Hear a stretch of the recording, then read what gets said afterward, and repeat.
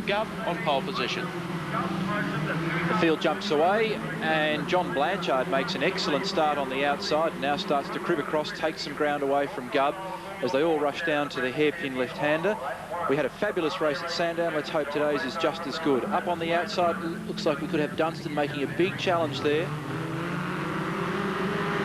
The field gets through cleanly and heads off up the back straight for the first time. Formula Ford racing at Sandown, as I said before, Mark, was just fantastic.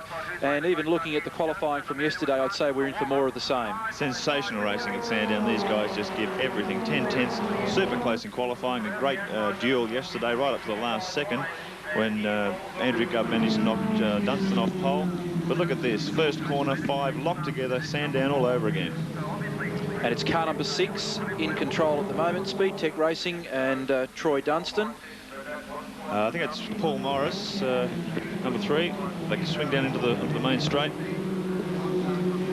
There's Brett Peters, number 8, in the Swift. So as they come past the start-finish line, 5 of them locked together in this high-speed train down to the first corner. Dunstan, I think, will lead them down to the hairpin. Gee, it is close.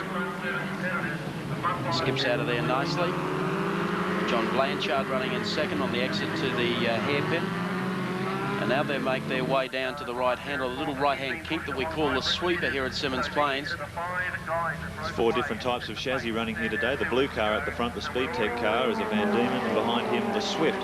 All these chassis are built in England, and there's a great scrap going on here between the manufacturers for sure.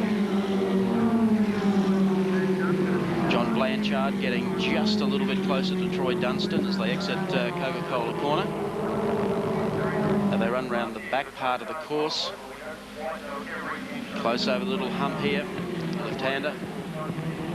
Reeling off one more. And Dunstan doing it nicely under the bridge. Brett Peters lurking around at the back of that pack once again. That was pretty much the position he held at Sandown in the opening round of the championship, and then didn't he move through the pack as the laps unrolled. We've got Blanchard really starting to close up a little under brakes there. Gubb in there as well, and Paul Morris, and then there's the Olympus Cameras entry. And driving a great race. One motocross event in his career that was Looking at Morris, still in touch with them, running back there in 4th. Dunstan there, Blanchard still in 2nd, being under somewhat of a challenge here at the moment. Actually, they're all making a lunge at Dunstan at the end of the straight. Blanchard still manages to hold on to 2nd, trying to protect that.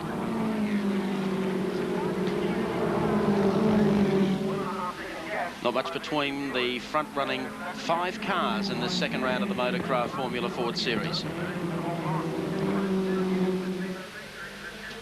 Beneath the Dunlop Bridge again.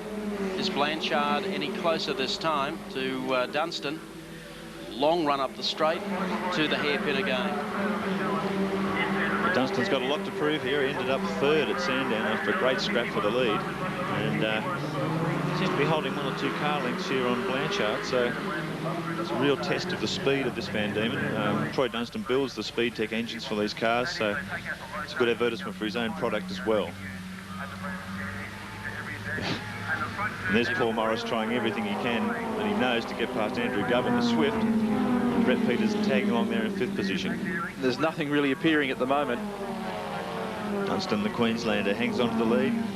Troy finished 5th in last year's Driver to Europe Series. He was also the Across the Line winner of the Australian Formula Ford Festival, but was later excluded for engine irregularities. So he's got a lot to prove. He was the Across the Line winner and got scrubbed. Yeah.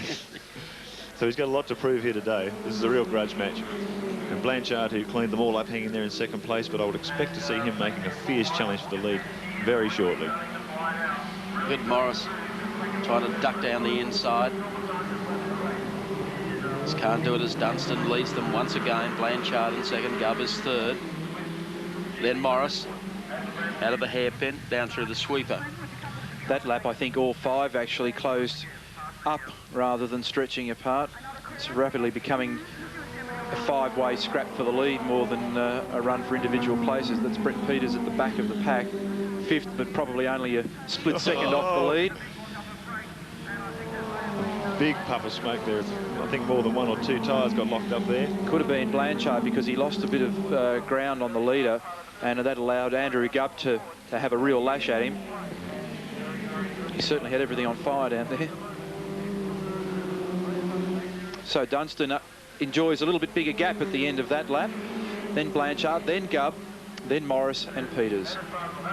Incidentally, the Formula Ford Australia Series director Tony Armstrong's had a spell in hospital, and he's watching our telecast this afternoon, so our best wishes from the team at 7 Sport. Don't worry, Tony, everything's under control down here. Well, sort of. But your boys are putting on a good show. They certainly are. Coming down through the sweeper again, and as you can see, Troy Dunstan has opened that gap up.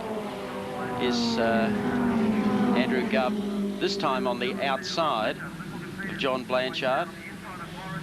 Just behind them, Peters is having another run at Paul Morris, but he hasn't been able to pull it off. Keep an eye on Peters as they come toward the last laps. This is the same position he was in at Sandown when he made that huge, desperate overtaking manoeuvre on the last lap, which was pretty spectacular stuff. Blanchard almost locking one up again on the exit to that turn. They go beneath the Dunlop Bridge. Pressure just a little off the shoulders this time of Troy Dunstan. That brake lock up by Blanchard, Neil mentioned, has certainly opened it up for Dunstan. Gubb was thinking about poking the nose down beneath John Blanchard. Just couldn't do it, and they've managed to now open up, actually. I'm a bit mystified, but the electronic printout of the lap scoring shows that Troy Dunstan's actually last in this field, so either the computer's glitched or he's got a 1-minute penalty for jumping the start, and that's a possibility. And we'll try and get a confirmation on that for you, but the computer shows John Blanchard our leader. But they'll argue about that later. For the moment, we'll deal with what we can see, and that shows that Troy Dunstan is in control from Blanchard, Andrew Gubb in third, then Morris, and then Peters. Come over the little rise here. Now, if you can just stay in touch with him beneath the bridge and probably move across to the left on the run to the hairpin, you might be able to produce something. But there's no way Blanchard is going to get offline here. By the time you make a run, that's very brave stuff. Neck and neck. Squeeze for room, but no. And inside line's pretty reliable coming out of that corner. And Brett Peters now has moved up into 4th place. So he's moved Paul Morris back 1 position. So these 3 in the Speed Tech sandwich at the moment. We've had the confirmation that Dunstan does have a 60-second penalty. I assume that's for creeping at the start. Whoops, and one of them loses a bit of nose cone. That's Blanchard. So the nose box has been bent up, and he lost the fiberglass section. So he's had a touch with Brett Peters. I think it might have been up in that top left-hander. So it's all happening. Yeah, Brett's really on the charge now. Look at this. He's tacked onto the back of Gubb. He's really got to move on. So the man in the foreground apparently was a bit eager at the start. That's cost him 60 seconds. And this is the scrap for the lead. Andrew Gubb in control at the moment from Brett Peters. John Blanchard with a bent nose. And Paul Morris behind at least him. his car. And Paul Morris behind him. Well, Dunstan's doing this quite easily at the moment. He's holding this gap. Look at Blanchard still having a go here. Probably where he's sitting, he probably didn't. Would he be able to see his nose cone and anything there? Oh, I'm sure he can see it sort of sticking up above the silhouette line of the nose of the car. Oh, there's been a touch. Paul Morris has gone off. He's gone out into Scaife territory out there. Just touched wheels with Blanchard as they turned into the corner. He was the loser in that little... Farmer Scaife went out there and did some paddock ploughing yesterday in the GDR when things were a little wet. And we've still got the action going up the front of the field with Brett Peters smoking the bags. Last lap board being shown there. Well, I still think the information we had with Dunstan, although despite the scoring, was still being credited with the lead, so goodness knows. On the racetrack, all we can do is show exactly how it is. That's Dunstan, and of course we go back to Andrew Gubb, Brett Peters and John Blanchard, Paul Morris. That's the order as they come down the back straight. And Blanchard still chasing Peters. The good thing about these cars, in a sense, is that because they don't have wings on them, they're not as affected when you bend a nose cone as the conventional winged open wheeler, so it probably hasn't affected John too much, although he got the short shift that time up the top of the course. Checkered flag coming out, and Dunstan's certainly going to cross the line in front of the field. Whether he wins, we just don't know, but Dunstan takes it. Second on the road, Andrew Gubb. Third place behind him was Brett Peters, then John Blanchard and Paul Morris, still coming back from the boonies. Troy Dunstan was awarded the win after that initial confusion and will return.